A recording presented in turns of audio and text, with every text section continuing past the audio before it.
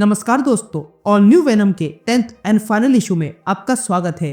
तो अब तक आपने देखा कि वेनम स्कार के प्रिजन में घुसकर एंटी वेनम और रिक की सहायता से टॉक्सिन और स्लीपर को बाहर लाता है। लेकिन फिर वेनम का सामना डॉक्टर ऑक्टोपस से होता है, जो लड़ाई बहुत टाइम तक चलती है। लेकिन फिर वेनम डॉक्टर ऑक्टोपस को वैसे ही कमजोर हाल में छोड़कर वहां से चला जाता है। तो वही दूसरी ओर हम एमजे को देखते हैं, जिसने पॉल से ब्रेकअप करने का मन बना लिया था। तो अब आगे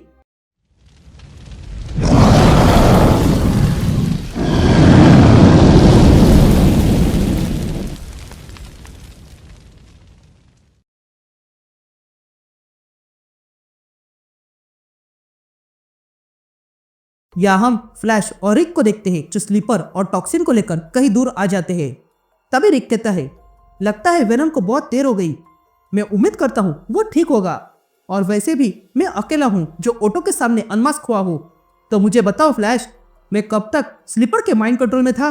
जिस पर फ्लैश कहता है, तुम उसके कंट्रोल में एक हफ्ते भर से थी, और जब स्कार ने तुम्हें ढूंढ निकाला तब उन्होंने तुम्हारे साथ क्या किया? वो तुम पर प्रयोग करना चाहते थे, वो भी एक पागल सुपर विलन के हाथों से।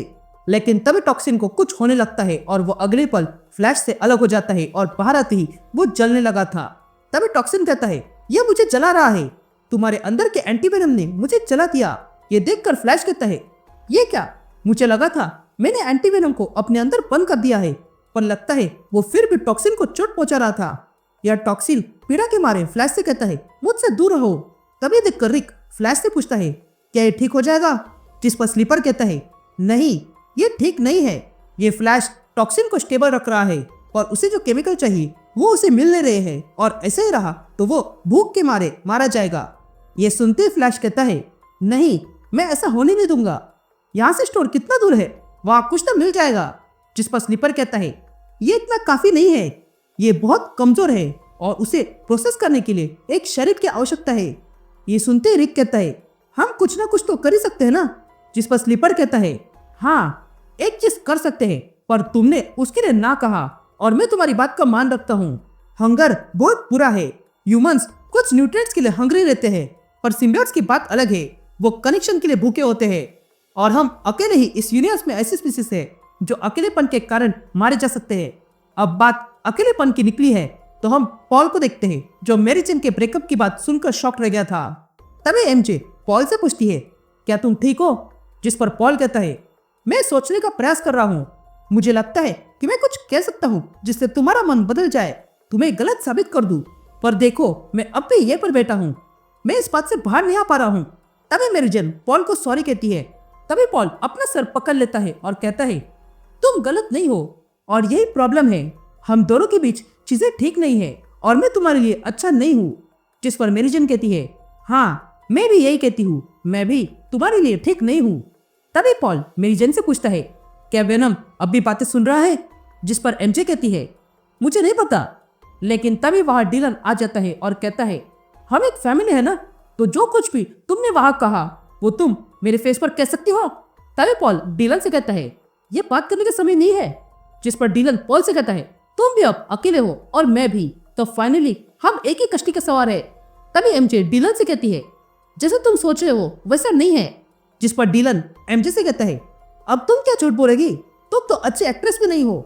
ये सुनकर मेरी जेन जान जाती है कि पॉल ने डीलन को वेनम की बात बता दी है। तभी एमजे डीलन से कहती है, हम तुम्हें बस सेफ रखना चाहते हैं, और वेनम भी यही चाहता है।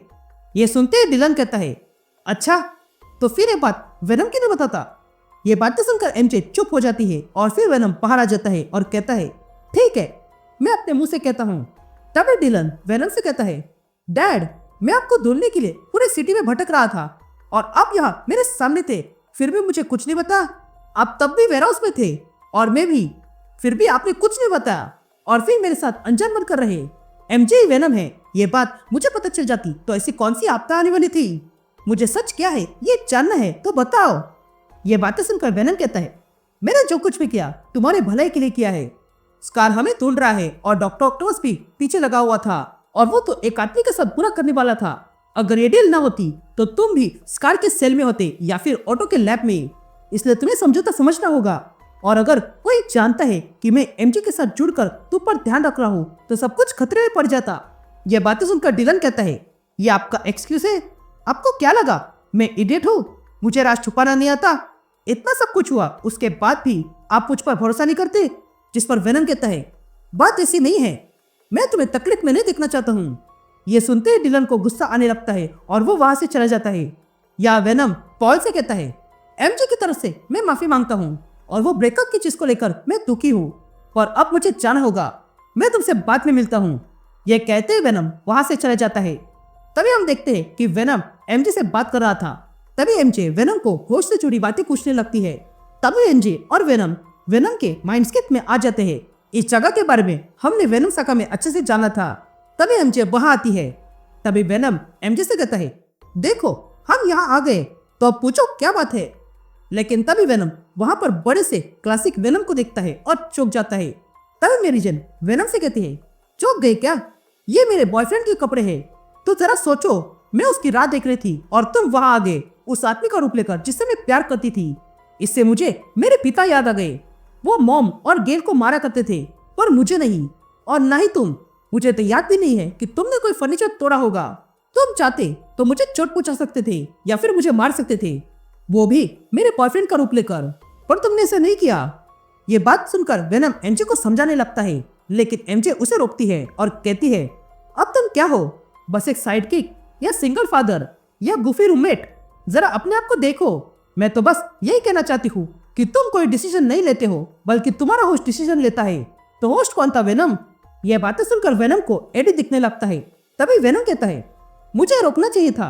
जिस पर मेरी जन कहती है, यही तो प्रॉब्लम है, तुम्हें पता नहीं है या फिर तुम ऐसा बता रहे हो, तुम तो पर्सन भी नहीं हो, तो क्या इसे तुम्हें माफी मिलेगी? तभी वेनम मेरी जन से माफी मांगने लगता है।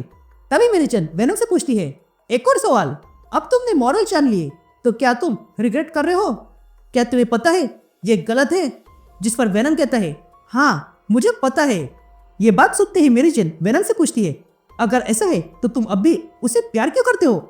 जिस पर वेनम कहता है, वो इसलिए क्योंकि वो इससे बढ़कर है, हम बहुत कुछ है। जिस पर मेरी जन कहती है, मैं उसे बदल सकती हूँ। ये सुनते ही वेनम कहता है, हम एक दूसरे को बदल सकते हैं और हमने बदला भी है। और ये तब हुआ जब उसने मुझे लिया था, वो मेरे साथ था जैसे मैं तुम्हारे साथ हूँ। तुम्हें पता है जब पीटर को मेरे बारे में पता चला तब उसने क्या किया? उसने मुझे बंद करके रखा और मुझे मारना चाहा। वो तो मुझे मारने के लिए अपनी जान भी देना चाहता था। तो जब भी मैं दोनों की जान बचा रहा था तब मैं वो नहीं कर रहा था जो स्पाइडरमैन करता है, बल्कि मैं तो वो कर रहा था जो एडी करता है, वो भी मेरे लिए। तभी मेरी जन कहती है, इस ब्लॉक ने तुम्हें अपने अंदर लिया तो तुम उसके टूल बन गए ना, वो भी रिवेंज वाले। जिस पर वेनम कहता है, नहीं ये ऐसा नहीं है, हाँ मैं जानता हूँ इसकी शुरुआत वैसे हुई थी, पर मुझे इसकी कोई परवाह नहीं है, मैं बस उसे वापस चाहता हूँ। जिस पर मेरी जन कहती है, हाँ और मुझे उसके बारे में कुछ भी सुनना नहीं है और ना ही सोचना है, और मैं चाहती हूँ कि तुम्हारे बेटे को अच्छी लाइफ मिले, तो इसके लिए हमें अलग होने का तरीका ढूंढना होगा। जिस पर वेनम कहता है, हाँ हम दोस्त नहीं है और ये बात मैं हमेशा भूल जाता हूँ। यहाँ सीन शिफ्ट होती है और हम वो जगह देखते हैं जहाँ पर रिक और फ्लैश छुपे हुए थे। तभी मेरी जन वहां आ जाती है। तभी मेरी जन वेनम से पूछती है, फ्लैश तुम्हारे लिए अच्छा था ना, तो फिर तुमने उसमें इंटरेस्ट क्यों नहीं दिखाया? जिस पर वेनम कहता है, फ्लैश अच्छा दोस्त है और वो बस दोस्त ही है। तभी फ्लैश सामने आ जाता है, लेकिन तभी मेरी जन पीछे खड़े रिक को देखती है और रिक से पूछती है, अब तुम्हें कैसा लग रहा है? ये सुनते ही हम देखते हैं कि रिक अब टॉक्सिन के साथ जुड़ चुका है और वो कहता है, मुझे बहुत अच्छा लग रहा है, मैं पहले भी बहुत कुछ बन चुका हूँ और ये सिमरन उसी लिस्ट में शामिल हो गया है, तो इससे पूरा और क्या होगा? यहाँ पोस्ट क्रेडिट सीन में हम देखते हैं कि एक आउटराइडर जान बचाकर भाग रहा था। तभी वो आउटराइडर देखता है कि उसके पीछे कोई नहीं आ रहा है। ये देखने के बाद वो स्क्रल बन जाता है और कहता है, जल्दी अब तो चलो, मुझे उन लोगों को आगाह करना है क्योंकि नल उनके लिए आ रहा है। एंड दैट्स इट, ये सीरीज यहीं पर खत्म होती है। अब इसके आगे की कहानी हमें वेनम 250 में पता चल जाएगी। तो मैं उम्मीद करता हूँ कि आपको ये सीरीज पसंद आई होगी। अब मैं मिलता हूँ आपसे एक नए वीडियो में, तब तक के लिए गुड बाय।